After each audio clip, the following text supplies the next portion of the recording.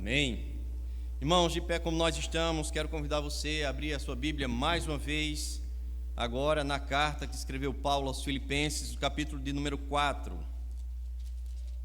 Estamos chegando ao final da exposição da carta aos Filipenses, aqueles que nos visitam, aqueles que nos acompanham.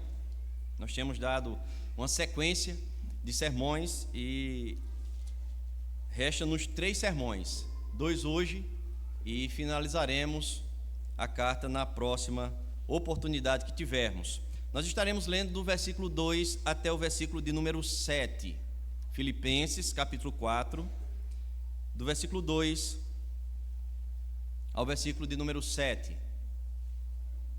E aí, como de costume, após a leitura, você vai manter a sua Bíblia aberta para que a gente possa estar tendo a maior facilidade sempre que recorrermos assim ao texto.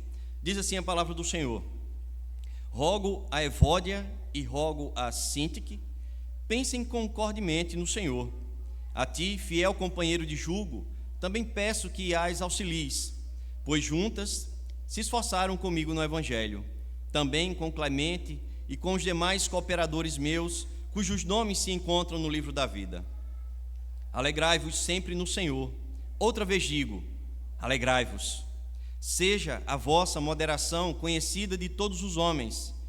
Perto está o Senhor. Não andeis ansiosos de coisa alguma. Em tudo, porém, sejam conhecidas diante de Deus as vossas petições, pela oração e pela súplica, com ações de graças. E a paz de Deus, que excede todo o entendimento, guardará o vosso coração e a vossa mente em Cristo Jesus. Amém. Você pode assentar-se?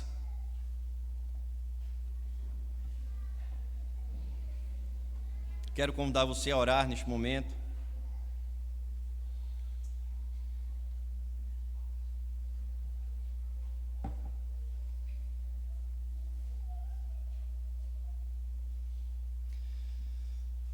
Ó Senhor, em Tua presença, nós que acabamos de cantar a Tua palavra, palavra essa que foi inspirada, palavra essa, Deus, que continua a nos falar, continua a guiar o Teu povo, continua a orientar o Teu povo, o Teu rebanho, para os pastos verdejantes. Nós Te louvamos pela oportunidade de mais uma vez nos ajuntarmos, ó Deus, e termos o privilégio esse que o mundo não conhece, privilégio esse que o mundo vê, mas muitos deles desprezam, de nos ajuntarmos em Tua presença, cumprindo as Tuas ordenanças, cumprindo o Teu mandamento, que é desfrutar deste privilégio, deste benefício, que é junto com os demais irmãos espalhados na face da terra, Deus, poder cultuar ao Senhor, poder ouvir a Tua voz mais uma vez, que essa palavra possa alimentar o nosso coração, possa nos exortar, possa nos fazer crescer, nos alimentando, ó Deus. Que o Senhor possa mais uma vez usar da Tua graça, do Teu favor na vida desse instrumento, e que não venhamos usar de sabedoria própria, mas que estejamos inteiramente, ó Deus, nas Tuas mãos. Fala-nos, esse é o nosso pedido, em nome de Cristo Jesus, é assim que nós oramos, ó Pai. Amém. Vocês que mais uma vez nos visitam, sejam bem-vindos em nosso meio. Como já falei, nós estamos expondo a carta aos Filipenses e estamos chegando ao final dela, né? Uma carta, irmãos, que você deve ter percebido que ao longo de toda a exposição existe por trás um cenário afetuoso. Existe uma preocupação pastoral para com aquelas ovelhas, né? O cuidado para que elas se mantivessem seguras diante de investidas dos falsos mestres, do que Paulo chama dos inimigos da cruz. Nós percebemos uma igreja madura doutrinariamente, nós percebemos uma igreja generosa, pois a mesma envia uma oferta generosa a Paulo. Paulo está preso nesse contexto, ele está em Roma, e ele, após receber essa carta e ficar ciente de algumas situações que estavam acontecendo na igreja de Filipos, ele escreve essa carta e a envia como retorno daquilo que ele havia ouvido falar das suas ovelhas.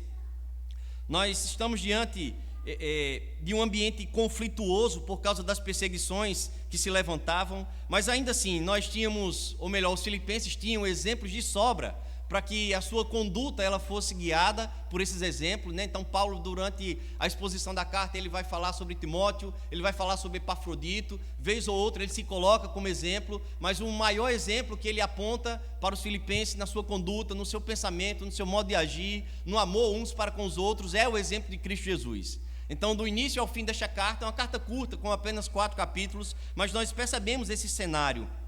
Nós percebemos que a todo tempo o tema da igreja está em voga nas linhas escritas por Paulo. É uma igreja que muitos de nós talvez tivéssemos o desejo de congregar, se isso fosse possível. Se tivéssemos a oportunidade de dizer assim, eu queria uma carta de transferência, eu queria congregar na igreja de Filipos, mas isso não nos é possível. Embora que não possamos negligenciar ou esquecer que a descrição da igreja ela esteja correta, existia naquela igreja, assim como existe na nossa igreja, uma coleção de pecadores. Embora as informações sobre aquela igreja fossem animadoras, embora o contexto dela, ou melhor, o contexto em que ela estivesse inserida, a resistência dela para com todas as dificuldades, isso viesse a alegrar o coração de Paulo, e Paulo também estivesse dizendo a todo instante, alegrem-se no Senhor, diante disso que vocês estão vivendo, mas existia ali uma coleção de pecadores salvos, mas ainda assim, pecadores egoístas, alguns arrogantes, alguns prepotentes, alguns muito parecidos conosco, talvez com os mesmos pecados de muitos de nós. Às vezes nós nos nutrimos, irmãos, a ideia de que existe uma igreja perfeita, embora que bem longe. Às vezes a gente acha que um pastor ele pode ser perfeito, ovelhas obedientes, ovelhas constantes, um louvor harmonioso, acomodações confortáveis, uma climatização, uma sonorização, tudo muito bem pensado, tudo muito bem harmonioso. E a gente imagina que essa igreja ela existe. Na verdade ela existirá, irmãos, quando nós estivermos desfrutando das bodas junto com o noivo. Enquanto aqui nós estivermos, nós estaremos sujeitos a nos mostrarmos uns aos outros como realmente nós somos. Vez ou outra nós estaremos nos mostrando uns aos outros sem máscaras, sem capas de piedade, sem os nossos disfarces, pondo nossos gostos e as nossas preferências em primeiro lugar. E consequentemente os conflitos surgirão, os pecados aflorarão. E aí, irmãos, diante desse cenário, Paulo ele vai tratar de um assunto importante, um conflito entre duas irmãs daquela igreja, algo que precisava ser corrigido para o bem das irmãs e para o bem daquela igreja, uma correção amorosa, uma correção moderada, uma correção firme, mas recheada de sabedoria, uma correção necessária, era um remédio indispensável, irmãos, para aqueles membros, mas um remédio indispensável para todo aquele corpo. Eu queria que você voltasse agora a sua atenção para o que diz o verso 2 do texto, quando Paulo vai dizer assim, eu rogo a Evódia e rogo a Sintique, pensem concordemente no Senhor. E aí, irmãos, o apóstolo Paulo ele vai citar essas duas irmãs, e esses nomes eles só aparecem nesse registro, só aparecem nessa carta, né? Seriam mulheres influentes na igreja de Filipos, o seu trabalho era significativo a ponto de serem mencionadas nessa carta. Ele vai falar sobre outros crentes que contribuíram, que os seus nomes estavam escritos, mas o nome dessas duas, de próprio punho, Paulo vai registrar, né? Havia ali um esforço dessas irmãs para com Paulo no propagar do evangelho, enquanto o mesmo esteve ali, e os seus nomes estavam escritos no livro da vida. Concluímos com isso que aquelas irmãs eram crentes, mas agora elas estavam caminhando em desacordo na igreja. Elas tinham nomes bonitos, pelo menos para a época, né, irmãos? Evódia, né?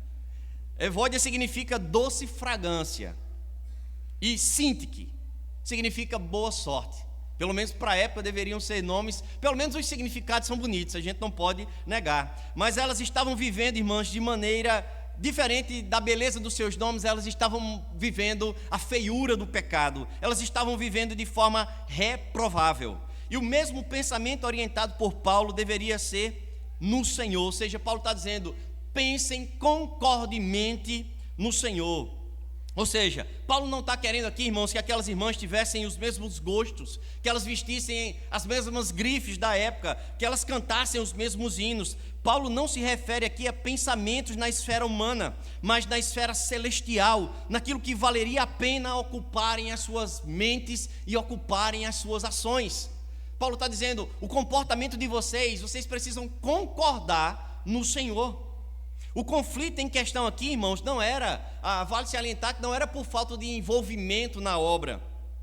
Como Paulo mesmo vai mencionar, a questão aqui era pessoal, era uma questão de relacionamento.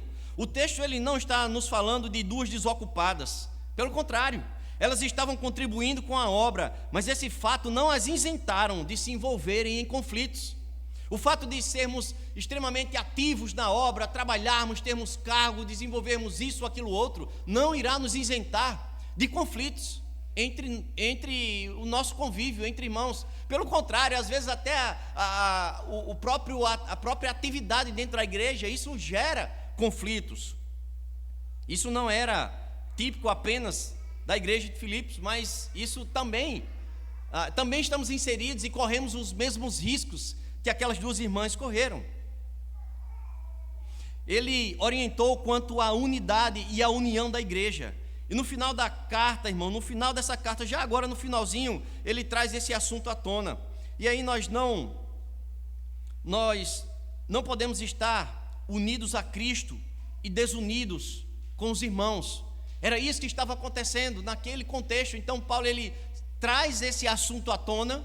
Ele diz, olha, não tem como vocês dizerem que estão em Cristo se estiverem desunidas. Não tem como o corpo louvar, adorar o Senhor em espírito e em verdade, quando na verdade você escolhe um lado da igreja para sentar, porque o outro, ou a outra pessoa, não está no mesmo lado que você. O que Paulo está dizendo vocês precisam caminhar, mas caminhar juntas olhando para o alvo. Talvez um vá mais na frente do que o outro, mas o alvo precisa ser o mesmo. Vocês precisam resolver as situações entre vocês. Não existe comunhão vertical se nós estivermos negligenciando a comunhão horizontal. Ou seja, irmãos, não podemos nos apresentar aqui e oferecer uma liturgia, oferecer um culto ao Senhor, se a nossa relação horizontal com o próximo ela está quebrada, ela está fragilizada, ela está interrompida. Como eu posso me chegar ao Senhor, rogar a Ele que, diante do texto aqui, onde a lei dele nos confronta, nos mostra o pecado e a gente pede perdão ao Senhor, quando na verdade a gente não consegue resolver uma situação pendente com o nosso irmão. A situação, vale salientar, irmãos, que não era tão simples, tendo em vista o tempo decorrido até que o relato chegasse até Paulo. Paulo estava a centenas de quilômetros de distância. Essa carta passou muito tempo para chegar até Paulo. Então, provavelmente, Epafrodito, que foi o responsável por levar esta carta juntamente com as ofertas, ele passou muito tempo e ele está relatando de um problema que ainda estava acontecendo. Então, nós temos aí um espaço de tempo, nós temos aí uma dimensão de tempo. E Paulo vai tratar de algo que não era tão simples, não foi apenas um desentendimento. A situação provavelmente estaria instalada na igreja e isso estaria afetando a saúde do corpo, irmãos. Paulo ainda solicita a ajuda de outros caros irmãos nesse trabalho de reconciliação. Ou seja, aquelas irmãs não conseguiram resolver o problema delas sozinhas. O problema delas passou a fazer parte da igreja. Pediram orientação, aquele que havia sido ali, talvez o seu primeiro pastor. E Paulo, a quilômetros de distância, traz ali orientações para aquelas irmãs. E ele sabe que o problema não era tão simples. Ele diz, eu quero agora chamar aqui outros para me auxiliarem, para que essas irmãs resolvam essa pendência, para que esses membros eles possam voltar a funcionar em harmonia, para que o corpo todo venha sentir que existiu ali uma reconciliação. Interessante, irmãos, que Paulo, numa outra carta aos Efésios, ele vai citar uma lista de comportamentos e pecados. No capítulo 4, versículo 31 e 32 de Efésios, Paulo vai dizer assim: longe de vós toda amargura e cólera e ira e gritaria e blasfêmia e bem assim toda malícia. Antes sede uns para com os outros benignos, compassivos, perdoando-vos uns aos outros, como também Deus em Cristo vos perdoou. O problema ele pode ter iniciado com a amargura e terminado com a maldade. Isso é um processo comum que acontece também conosco. Nós somos sabedores, irmãos, de que quando acumulamos amargura, de que quando acumulamos rancor, basta uma fagulha para que a explosão ela ocorra, para que venhamos explodir com alguém. Você há de concordar comigo. Se você teve um desentendimento com alguém, se alguém falou alguma coisa a seu respeito, você vai juntando, você vai alimentando. Se você não trata aquilo ali, aquilo vai acumulando, aquilo vai virando como uma bomba. E às vezes basta uma fagulha para que você exploda com o outro, para que o desentendimento, para que a confusão, para que a briga ela seja instalada. Nós somos assim. Por isso Paulo está dizendo, longe de vós, ou seja, esteja longe de vós. Isso Paulo sabia que era um processo. Nós geralmente alimentamos uma amargura, e essa amargura ela vai tomando forma, ela vai tomando corpo, e daqui a pouco a gente não consegue olhar para a pessoa, a gente não consegue ouvir a pessoa. Daqui a pouco a gente prende a pessoa aqui na mão, tudo que ela fala nos irrita, o jeito dela nos irrita, a vestimenta dela nos irrita, o cheiro dela nos irrita. Paulo está dizendo, esteja longe de vós esses sentimentos, esteja longe de vós esses pecados. Nós podemos extrair dessa primeira lição, irmãos, que uma mente cativa ao Senhor, uma mente que pensa nas coisas do Senhor, que está envolvida nas coisas do reino, nos faz andar em unidade, nos faz andar em harmonia no corpo. E o contrário nos traz resultados danosos. Quando nós procuramos os nossos próprios interesses, as nossas próprias coroas, as fagulhas elas vão surgir, as farpas vão sair a toda e à direita, para todos os lados, as amizades vão minguar, vão desaparecer, vão quebrar, vão ser fragilizadas. Os problemas surgem nesse contexto, e Paulo, como que ele estivesse dizendo assim, irmãos, já falei isso, mas é como se vocês precisam correr, mas atentem para a corrida, existe um alvo. A coroa, ela será entregue, mas vocês não estarão comparando se a sua foi melhor do que a outra. Atentem para isso, resolvam o problema de vocês. Ouçam os líderes da igreja. Paulo recorre aqui a outros companheiros, vai aparecer aqui os nomes no versículo 3. Mas não podemos fugir, irmãos, da ideia de que o problema precisava ser resolvido. Talvez já tivessem protelado, talvez tivessem empurrado ali com a barriga, ou mesmo precisassem realmente de uma liderança onde dissesse assim, aquilo que precisa ser feito. O texto não diz como as irmãs receberam, o texto não diz o que foi feito com as irmãs, se foram para a reunião do conselho ou algo parecido, não diz.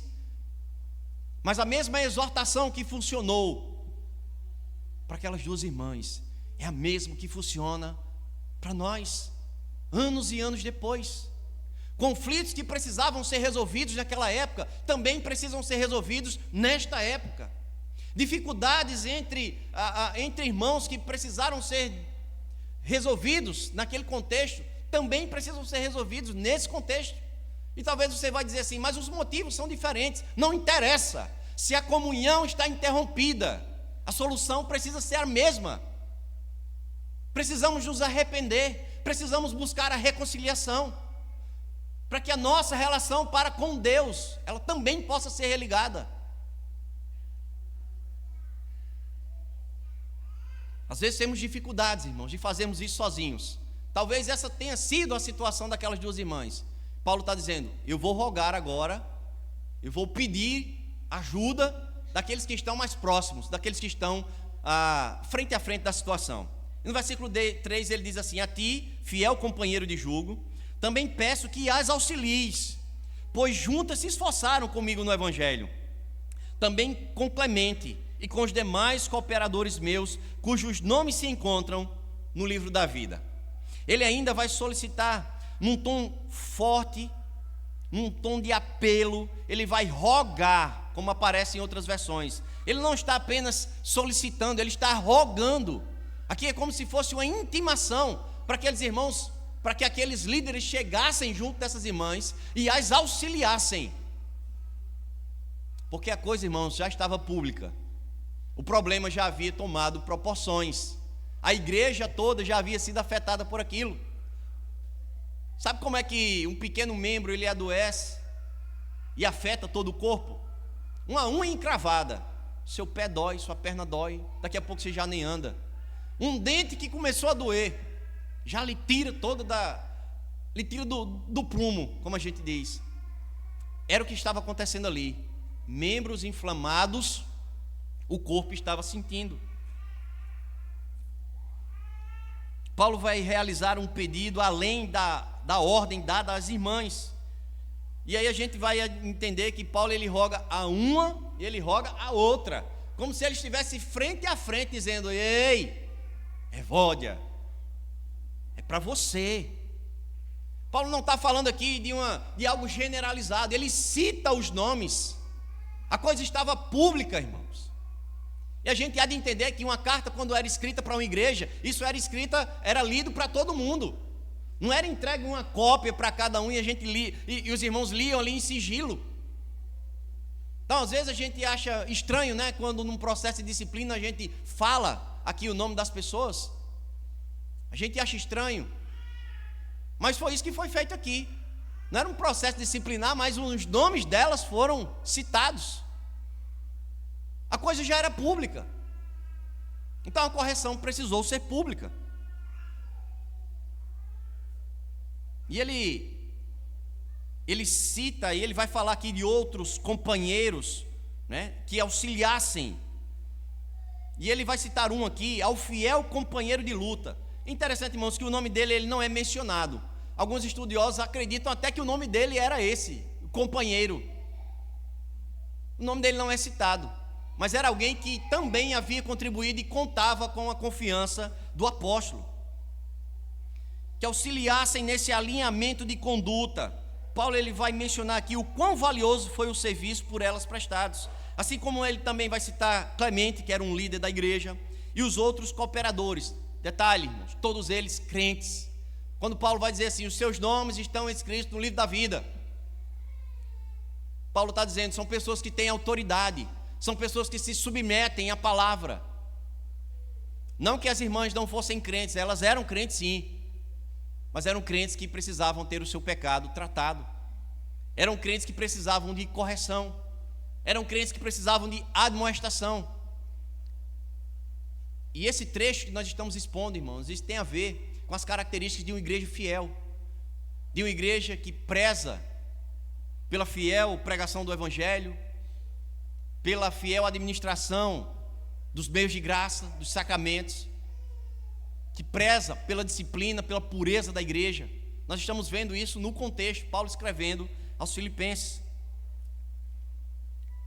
Aquela igreja, irmãos, era uma igreja que trabalhava, era uma igreja unida, era uma igreja que vivia o Evangelho, mas ainda era repleta de pecadores. E era por meio desses pecadores, também tementes a Deus, que esse trabalho de reconciliação seria feito. Como diz o presbítero J. Dantas, são pecadores tratando pecadores. Não são pecadores melhores do que outros, mas são pecadores tratando pecadores. E aí nos resta uma pergunta, irmãos. Se nem todos nós aqui somos liderança, se nem todos nós aqui ocupamos as cadeiras do conselho desta igreja ou de qualquer uma outra, mas nós como membros, como é o nosso papel no dia a dia? Nós temos o papel de apaziguar, nós temos o papel de acalmar. São essas as nossas ações no dia a dia. Quando ficamos sabendo de algum conflito entre irmãos, qual a nossa postura? Não, eu não vou tomar partido, eu nem conheço. Ou melhor, eu tomo partido. Qual a nossa postura? Somos inclinados a apagar o fogo ou a colocar mais lenha na fogueira? Qual a nossa postura, irmãos? O texto não é claro quantas tratativas aquelas irmãs tiveram, mas Paulo está dizendo, eu rogo a você, Sintique, eu rogo a você, Evódia, resolvam o conflito de vocês e contem com a ajuda do fiel companheiro, de Clemente e de tantos outros fiéis que irão auxiliar vocês nesse trabalho, irão auxiliar vocês nessa reconstrução da amizade, deste relacionamento que por hora está quebrado. E aí no versículo 4, ele vai dizer, mais uma vez, Paulo falando de alegria: alegrai-vos sempre no Senhor. Outra vez digo, alegrai-vos. Nós precisamos lembrar, irmãos, que a carta aos Filipenses é considerada a carta da alegria. Esse versículo expressa o tema central desta pequena epístola. Mais uma vez, Paulo vai chamar a atenção para que os seus leitores se alegrassem no Senhor sempre. Isso mostra um estilo de vida, isso mostra um pensamento constante, algo que seria notório, algo que seria perceptível. Ele deixaria claro aqui, irmãos, 3 características sobre a alegria. Não esqueçamos o contexto onde ele está falando. É um contexto de dificuldade interpessoal. Mas ainda assim Paulo está dizendo, alegrai-vos. Seria algo solto? Seria uma palavra solta? Não, tudo está encaixado dentro desse contexto. Primeira coisa que Paulo vai apontar aqui, que a alegria, irmãos, é uma ordenança e não é uma opção. A palavra nos ordena a nos alegrarmos no Senhor. Não é opcional. O cristão, ele não opta por alegrar-se ou não. A Escritura, ela nos diz, alegrai-vos no Senhor. A alegria é ultra circunstancial. Volto a dizer, a perícope, o texto aqui, ele fala, está num contexto interno que poderia estar causando angústia e tristeza para alguns. Talvez pessoas mais ligadas a uma ou mais ligadas a outra estivessem sofrendo com aquele relacionamento trincado, com aquele relacionamento interrompido. Mas ainda assim, aqueles crentes deveriam olhar para tudo quanto Deus já havia realizado em suas vidas. E isso seria motivos de sobra para que transbordassem de alegria.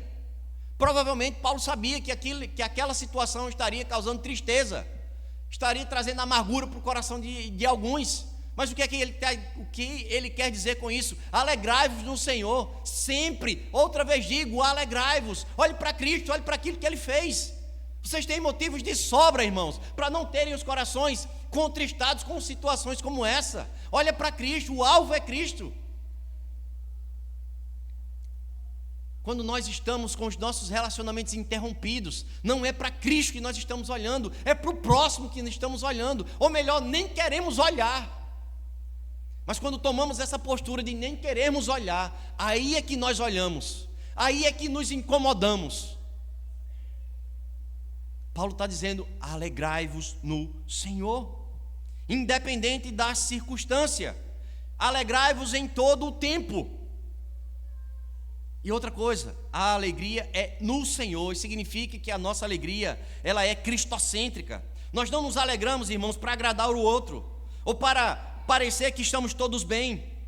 Se verdadeiramente nós reconhecemos a obra de Cristo, aquilo que a pessoa dele, aquilo que ele fez por cada um de nós, quem é ele, o que ele faz, as suas promessas, nós teremos motivos, não teremos motivos para uma cara amarrada por toda uma vida. Sabe aquele crente sisudo que não abre a boca, que não sorri, que não louva, que não faz nada? Aí você pergunta assim, ele entendeu realmente o que Cristo fez por ele? Será que essa pessoa, ela entendeu o sacrifício de Cristo, o amor de Deus para com a sua vida, o resgate da sua vida, a transformação? Isso não é motivo suficiente, irmãos, para nos alegrarmos. É porque às vezes a gente entra no automático. Você já percebeu que quando o liturgo aqui, ele diz assim, eu quero saudar os irmãos com a graça e com a paz do Senhor. A gente entende o que é isso? A gente entende que saudação é essa? A gente entende que desfrutamos da graça e da paz do Senhor em nossas vidas? E como é que a gente responde? Amém. E olhe lá. E olhe lá.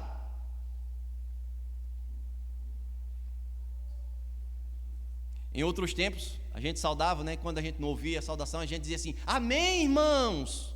A gente forçava o amém. Mas isso não precisa ser forçado, irmãos. Porque a gente não pode esquecer. Precisamos nos alegrar no Senhor sempre. Isso não quer dizer, irmãos, que a nossa vida é um mar de rosas. Paulo não está querendo falar com isso, Paulo está falando para alguém que sabia o que era perseguição, um contexto de igreja onde crentes estavam sendo perseguidos, crentes estavam sendo apontados. Ele não está dizendo assim, olha, vocês vão viver de sorriso aberto, mas ele está dizendo, se alegrem, o coração de vocês precisa estar alegre. Não é um desentendimento interpessoal que vai fazer com que a alegria da igreja ela se esvaia, porque Cristo é maior do que isso. Resolva esse problema e alegrem-se no Senhor. É isso que ele está dizendo. As dificuldades da vida, irmãos, sim, nos podem tirar o sorriso do nosso rosto, mas isso nunca deve ser uma constante na vida do cristão. Nós estamos falando aqui de Paulo, um camarada aqui preso, acorrentado, cantava ao Senhor. Ninguém aqui nunca foi preso por amor ao Evangelho. A gente é livre, a gente vem e vai, nós temos as oportunidades que temos, a gente tem a oportunidade de louvar e às vezes nem a boca a gente abre. Quão distante estamos, né, irmãos? Quando a gente olha para alguns exemplos bíblicos, que distância nós estamos? Como eu volto a dizer, o automático é complicado para a gente, porque a gente vai se acostumando, a gente faz pouco esforço.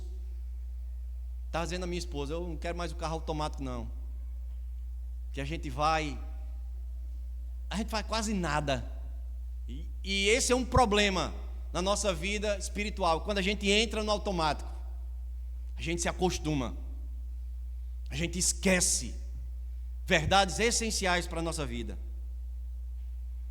E aí como é que resolve uma situação como essa? Paulo vai continuar dizendo, primeiro, não permita que o problema tire a alegria de vocês. Alegrem-se no Senhor. Segundo, resolvam o problema com moderação. Versículo 5. Seja a vossa moderação conhecida de todos os homens. Perto está o Senhor. Parece que nós temos aqui uma recomendação solta, fora do contexto, mas apenas parece, irmãos. Nós não percamos de vista que uma situação relacional difícil deveria ser resolvida, uma situação que estaria envolvendo toda a igreja, e o que Paulo traz como recomendação é que esse problema ele pudesse ser resolvido com moderação, que essa situação não causasse prejuízos para o testemunho da igreja, que nenhum escândalo pudesse ser gerado por causa da confusão daquelas benditas irmãs. Paulo ele acabara de falar sobre alegria, e isso deveria ser algo visível, mesmo em meio às mais diversas situações por eles vividos. E agora Paulo vai tratar de um assunto, ou melhor, de um assunto que estaria no pacote do testemunho público, a moderação. Em seu significado nós temos, é um ato de moderar, tem a ver com prudência. A moderação, irmãos, tem a ver com o controle do temperamento.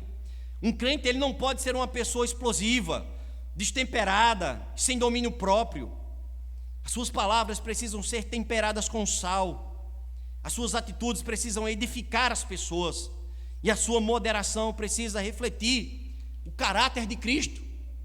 Quando nós resolvemos resolver os nossos problemas, qual é o exemplo que nós buscamos? Nós procuramos resolver as nossas pendências como Cristo resolveria?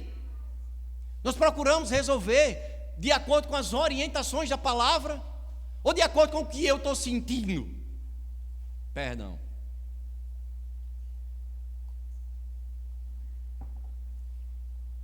De acordo com o meu horóscopo, de acordo, irmãos, com o que me vem na mente. Seria a palavra moderar as nossas ações? Ser uma pessoa moderada, irmãos, é ter o espírito pronto para abrir mão da retaliação quando você é ameaçado ou provado por causa da sua fé. William Hendricks, corretamente, ele afirma: a verdadeira bem-aventurança não pode ser alcançada pela pessoa que rigorosamente insiste em seus direitos pessoais.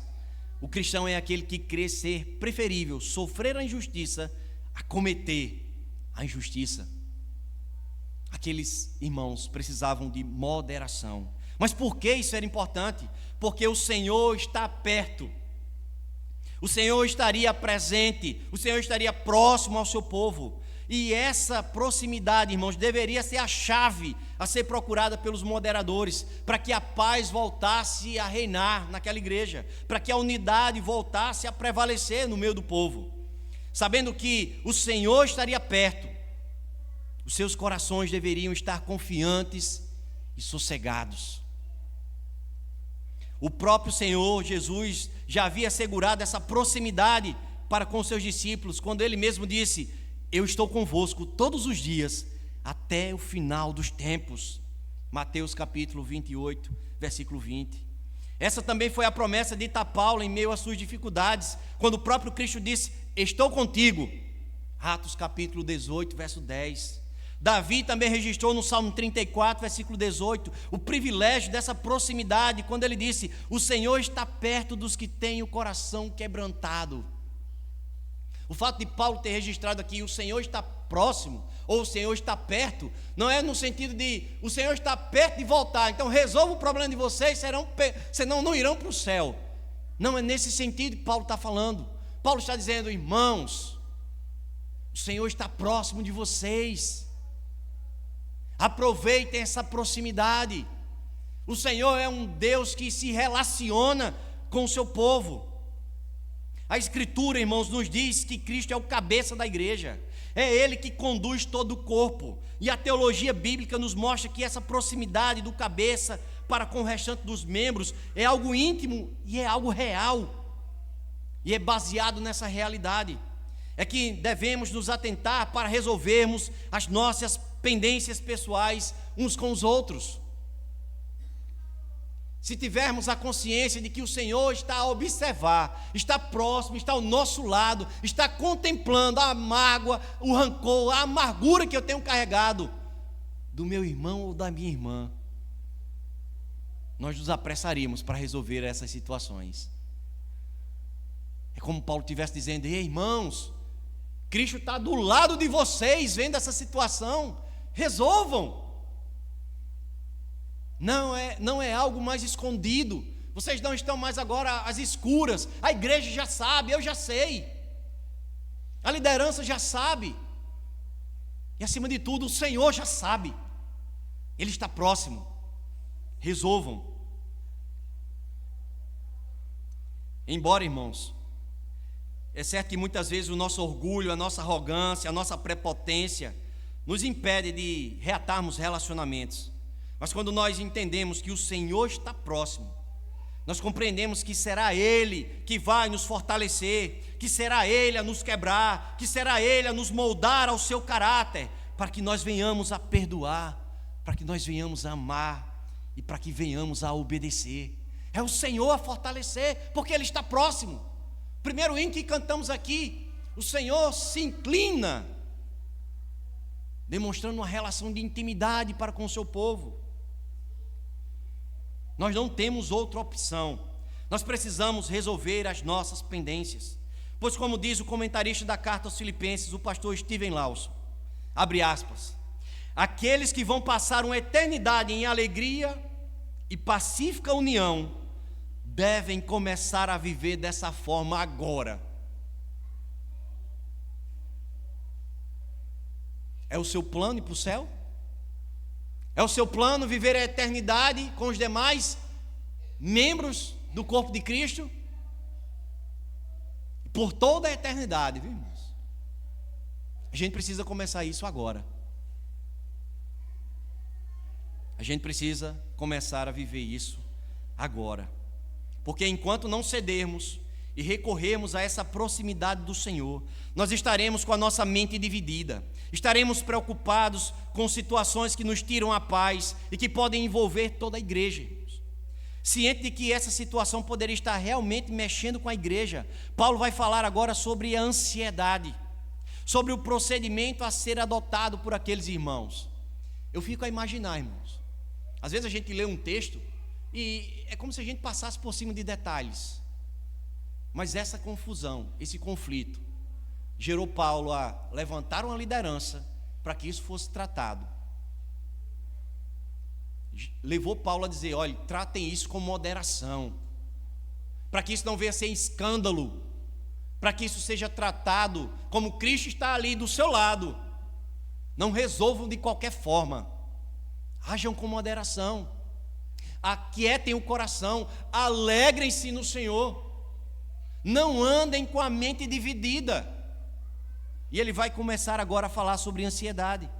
No versículo 6 ele diz: não andeis ansiosos de coisa alguma. Em tudo, porém, sejam conhecidas diante de Deus as vossas petições, pela oração e pela súplica, com ações de graças. Talvez você possa encontrar na internet sermões a partir desse versículo. Pastores que vão falar sobre ansiedade, que vão tirar ali alguns passos, né? Motivos para você não andar ansioso. Mas esse texto está dentro de um contexto. As mentes daqueles irmãos estavam divididas. Paulo está dizendo: ei, que isso não vos inquiete, que isso não divida a igreja, que isso não gere entre vocês partidos. Não andeis ansiosos. Esse trecho, irmãos, não é uma recomendação, é uma ordenança. Nós também não podemos perder de vista quem foi que ordenou isso. É como se a gente olhasse para o texto: não andeis ansiosos de coisa alguma. Nossa, que bonito, né? Isso é confortante nos dias que a gente vive. A gente não pode esquecer quem foi que estava falando isso. Nós estamos falando aqui de alguém que, por causa do Evangelho, se encontrava preso, com o seu futuro incerto, aguardando um julgamento, mas ainda assim sabia que aquilo que estivesse por vir seria conduzido pela mão do Senhor. Ele descansava, ele confiava, ele não andava ansioso, a sua mente não estava dividida entre: o que será que vai acontecer? Isso me traz medo, isso me traz calafrio. Não, a sua mente estava voltada para o Senhor. E ele sabia que o resultado que viesse a lhe ser atribuído seria a condução de Deus na sua vida. A preocupação da igreja, irmãos, em relatar esse ocorrido do desentendimento das irmãs, mostrava que o clima da igreja não estava tão favorável, podendo ter causado um mal-estar na comunhão, podendo ter causado preocupações inúmeras. E aí nós precisamos levar em conta de que esse fato seria apenas um dos motivos pelos quais os filipenses poderiam andar ansiosos. A ansiedade podia muito bem fazer parte daquele contexto, do contexto que os cercavam, pois afinal eles moravam num território romano, estavam debaixo da liderança romana, liderança essa que teria perseguido e prendido um dos principais líderes do cristianismo. E é óbvio que qualquer um poderia pensar: se aconteceu com Paulo, imagine com qualquer um de nós. Era um contexto onde isso poderia passar facilmente na cabeça de qualquer um. E aí, irmãos, quando nós estudamos sobre ansiedade, a raiz da palavra grega trata de um pensamento dividido, uma mente que caminha em diversas direções, é uma mente que se preocupa, ou seja, que se ocupa antes do tempo. Sabe quando você está preocupado? Ou seja, você está se ocupando com algo que ainda não aconteceu. Uma pessoa ansiosa, ela não consegue centrar a sua mente, ela divide a sua mente. Ela pensa em muitas coisas, menos naquilo que iria lhe trazer paz. Ela tem a sua mente dividida. A mente, ela não deve estar dispersa, ansiosa, angustiada. A ansiedade mencionada por Paulo aqui, irmãos, ela se refere a uma falta de confiança em Deus, a uma vida baseada nos seus próprios cuidados, a uma deficiência na vida devocional. E nós sabemos que a negligência com a proximidade do Senhor são coisas que podem nos tirar a paz, pode tirar a paz de qualquer indivíduo. Interessante quando ele menciona assim: coisa alguma. Ele se refere a coisas do presente, como as coisas do amanhã, que são essas que nos tiram realmente a paz, são essas que nos deixam inquietos, são essas do amanhã que muitas vezes nos tiram o sono, não nos faz enxergar, compreender. São essas coisas do amanhã que geram ansiedade.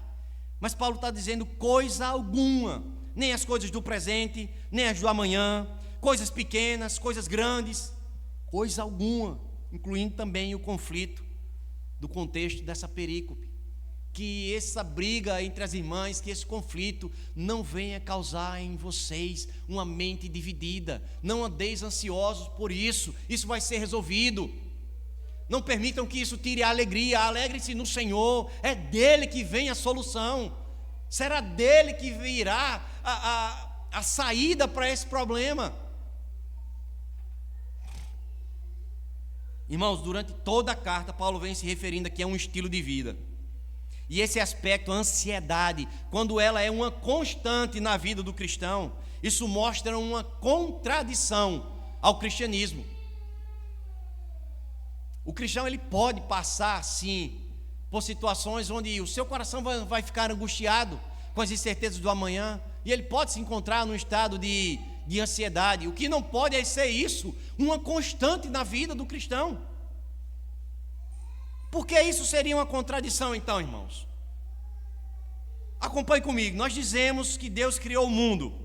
Se fosse em outros tempos, eu ia dizer, concorda? Aí os seus irmãos iam dizer, concordo, né? Mas vá concordando em silêncio. Nós, como cristãos, nós cremos que Deus criou o mundo, que Ele o sustenta, que Ele providenciou um Redentor, que Ele enviou o Seu Filho ao mundo, que esse Filho nos redimiu, que nos salvou, que nós cremos que iremos para o céu quando morrermos. Nós cremos em todas essas certezas? Talvez seja aí o silencioso sim. Mas por que então tantas dúvidas nos afligem? Se nós já temos certeza daquilo que é essencial para as nossas vidas, por que muitas vezes nós mergulhamos nas dúvidas e elas nos causam angústias, elas nos tiram a paz, elas nos trazem ansiedade à tona? Às vezes parece contraditório, né? Nós pregamos a certeza, mas de vez em quando mergulhamos nas incertezas. E aí, irmãos, Paulo agora, ele vai passar a instruir como lidar com a ansiedade. E um desses aspectos será visto agora, os outros dois logo mais à noite. Então não falte não, vem à noite também, certo? Primeiro aspecto que Paulo está falando para que aqueles irmãos soubessem lidar com a ansiedade é: orem corretamente. Orem, mas orem corretamente. Apresentem diante de Deus essa situação, ou as situações que vocês estão vivendo. Mas não só orem, supliquem. O que é uma súplica, irmãos? É um pedido mais forte. É algo que você pede desesperadamente. É como se você dissesse: Senhor, tira de mim essa angústia, tira de mim essa ansiedade, essa inquietação. Ore, suplique. E ele fala também sobre ações de graças. O que seria isso? É lembrar dos feitos de Deus. É lembrar de tudo aquilo que Ele já fez. Irmãos, quando lembramos dos feitos do Senhor em nossas vidas, é inevitável que isso nos traga calma. É inevitável, irmãos, se reconhecemos verdadeiramente o agir de Deus sobre nós. É óbvio que isso deveria trazer calma aos nossos corações. Então Paulo está dizendo: apresente ao Senhor, suplique ao Senhor, dê graças ao Senhor, ore corretamente. Apresentar diante de Deus, irmãos, o maior dos especialistas.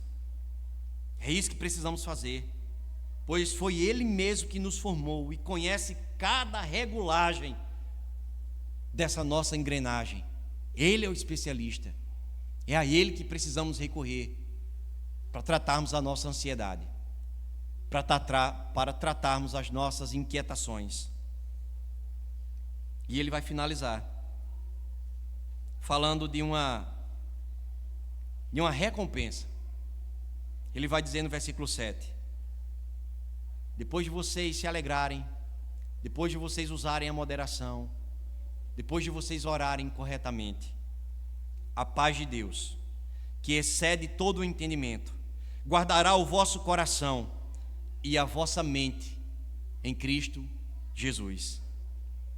Paulo não está dizendo com isso, irmãos, que a oração, que se os irmãos seguissem o passo a passo, Deus iria resolver todos os problemas, ou atender todos os pedidos, mas Deus vai fornecer a esse coração um estado de paz, um estado diferente da ansiedade.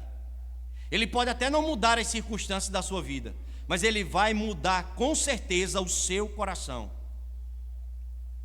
Você pode estar vivendo uma fase obscura na tua vida, mas se você estiver pondo no Senhor a sua ansiedade, a sua inquietação, é promessa, o Senhor vai te dar uma paz. Pode ser que o cenário não mude, mas o seu coração mudará, se fizermos como ordena a palavra. Interessante que o texto vai dizer assim: excede o entendimento. Não existe uma explicação, irmãos, para essa paz, exceto que Deus é quem providencia essa paz. Paulo está dizendo, é uma paz que o Senhor vai te conceder, que você vai ficar sem palavras, você não vai saber explicar, mas o seu coração estará em paz, porque Ele é quem dá esta paz. Interessante, irmãos, que o reverendo Augusto Nicodemos, comentando esse texto, ele vai falar sobre a paz com Deus e a paz de Deus. Como assim? Não é a mesma coisa? Ele vai dizer, não, existe uma diferença. Todo cristão, ele desfruta da paz com Deus. Ele desfruta por meio da justificação.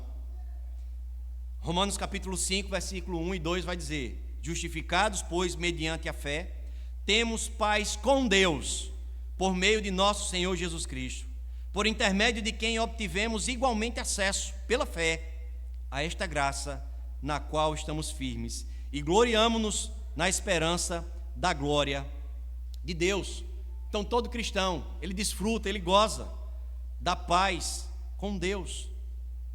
Mas o que Paulo está dizendo é que um coração quebrantado, um coração contrito, uma mente voltada ao Senhor, uma oração feita com ações de graças, com súplica, ele receberá a paz de Deus. Nós já temos a paz com Deus, nós já fomos justificados, nós já fomos reconciliados.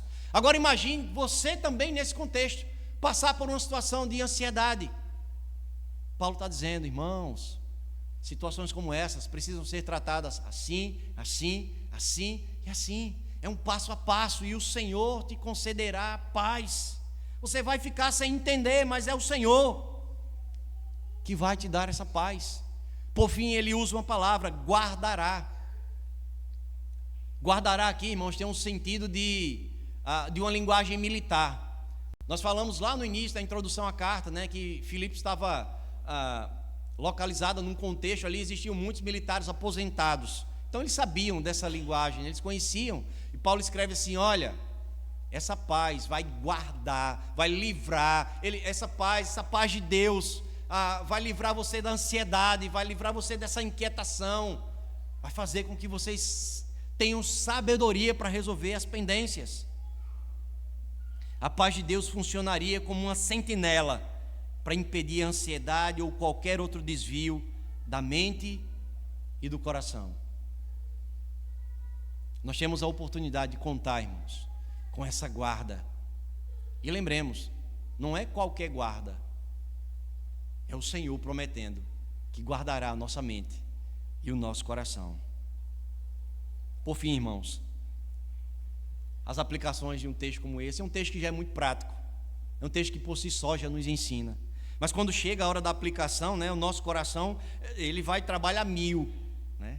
Quando chega na hora da aplicação, a gente diz, e agora? Né? Onde é que esse texto vai bater aqui na minha vida? Onde é que ele vai se confrontar comigo? E a gente já fica a imaginar, irmãos, que um texto como esse automaticamente já nos confronta, pois o mesmo fala de algo que todos nós estamos sujeitos, que são conflitos interpessoais. Nós estamos falando aqui de um contexto, de um conflito que aconteceu entre irmãs. Mas quantos de nós não temos conflitos dentro de casa? Quantos de nós não temos conflitos marido e mulher? Quantos de nós não temos conflito pai e filho? Quantos irmãos não têm conflitos dentro de casa? Então é um texto que bate em todo mundo, porque estamos sujeitos a vivermos esses conflitos. Daí resta-nos a pergunta, ou as perguntas: até que ponto a nossa alegria no Senhor tem contribuído para a harmonia da nossa convivência? Nós temos ajuntado ou nós temos espalhado? Como temos tentado resolver os nossos conflitos, irmãos? Estamos aguardando um outro Paulo enviar uma carta para a nossa igreja? Não, nós já temos condições de resolver os nossos conflitos. Mas a grande pergunta é: por que a gente prefere ou resolver do nosso jeito ou empurrar com a barriga? Situações que poderão nos prejudicar pessoalmente ou mesmo coletivamente. Porque somos tão resistentes, irmãos, a resolvermos os nossos conflitos. Porque, convenhamos, para resolvê-los, precisamos lidar com muita coisa. Precisamos lidar principalmente com o nosso eu. E aí, nesse nosso eu, tem um pacote de pecados. Tem um pacote da arrogância, do orgulho, da prepotência, do ego. Mas a gente prefere levar no banho-maria. Eu não sei se era a situação das irmãs. Não sabemos ao certo quanto tempo durou aquilo ali. Se dias, meses, semanas, anos. Mas Paulo está dizendo: resolvam. Resolvam, irmãos.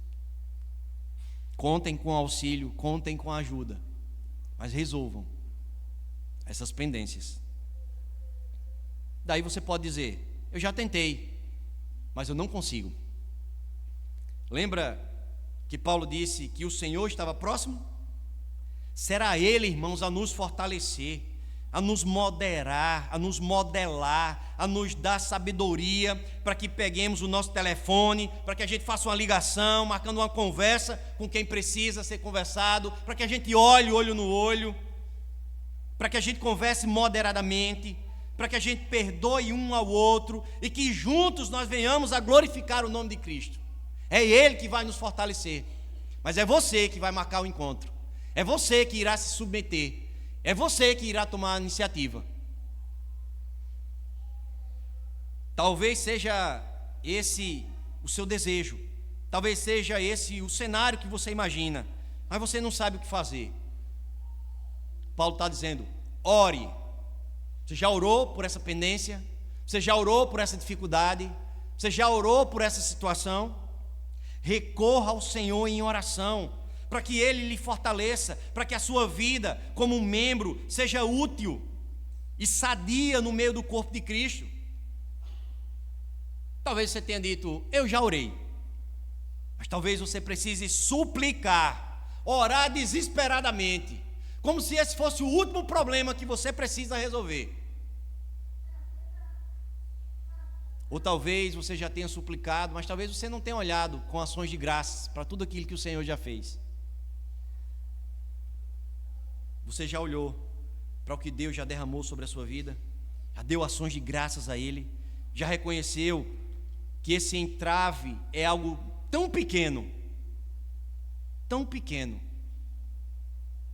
diante de tudo aquilo que o Senhor já pagou na minha e na tua conta? Nós devemos orar pela nossa comunhão, irmãos. Nós devemos ser parte desta comunhão. E por fim, não existe conforto maior para o seu povo em saber que o seu Senhor está próximo, em saber que o seu Senhor mantém uma relação de intimidade, irmãos. Saber que o nosso Senhor irá nos conceder todas as ferramentas necessárias para que venhamos a glorificar o seu nome como membro e como corpo. Poder desfrutar desta proximidade é um privilégio que o mundo desconhece, é um privilégio fornecido apenas para os redimidos, para os resgatados, para aqueles que foram transformados e amados do Senhor. Não venhamos a desprezar tão valioso recurso, não desprezemos, irmãos, tão valioso privilégio que é viver e contribuir para com a harmonia da igreja do Senhor. Que Ele nos ajude, que Ele nos auxilie e que os nossos relacionamentos glorifiquem em todo o tempo o seu santo nome. Oremos. Senhor, te damos graças, ó Pai. Queremos te louvar, porque mais uma vez as instruções dadas àquela igreja há muito tempo atrás são tão atuais para os nossos dias hoje. Obrigado, Deus, porque o Senhor continua se mantendo fiel. O Senhor continua próximo do teu povo. O Senhor continua a nos corrigir. O Senhor continua a nos alinhar para que estejamos, ó Pai, como aquelas virgens prudentes, prontas e aguardando o seu retorno. Mas sabemos, ó Deus, que temos muito a melhorar. Sabemos que precisamos corrigir muitas coisas. E é por isso que recorremos à Tua graça, ó Deus, que nos colocamos reconhecedores do nosso pecado e precisamos da Tua ajuda, do Teu auxílio, para que cumpramos, ó Senhor, para que esse peso que insistimos nós mesmos em carregar, quando o Senhor já disse: troca o teu fardo, meu filho, comigo,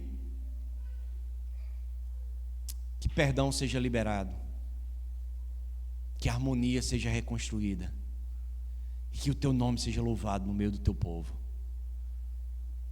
Recebe o nosso louvor, a nossa adoração, em nome de Cristo Jesus, ó Pai.